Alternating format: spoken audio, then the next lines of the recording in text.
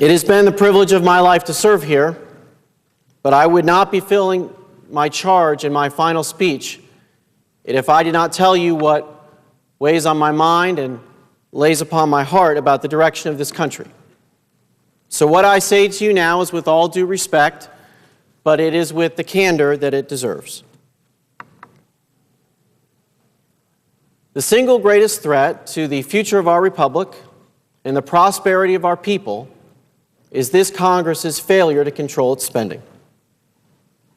In my maiden speech, I lamented a world where my children would one day come to me and say that they were going to find an opportunity in another country instead of staying here in America because those opportunities were better there.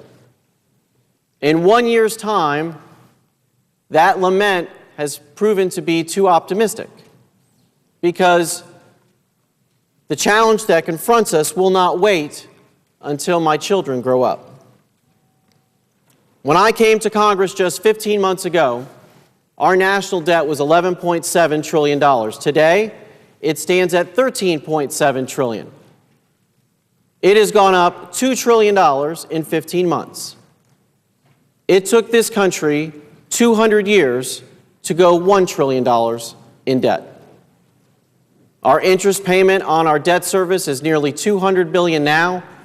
At the end of the decade, when our debt will be nearly $26 trillion, that interest payment will be $900 billion.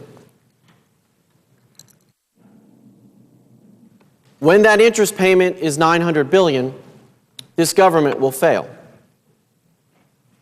And long before that time, the world markets will anticipate that, and our markets will crash. This is not hyperbole. It is the truth.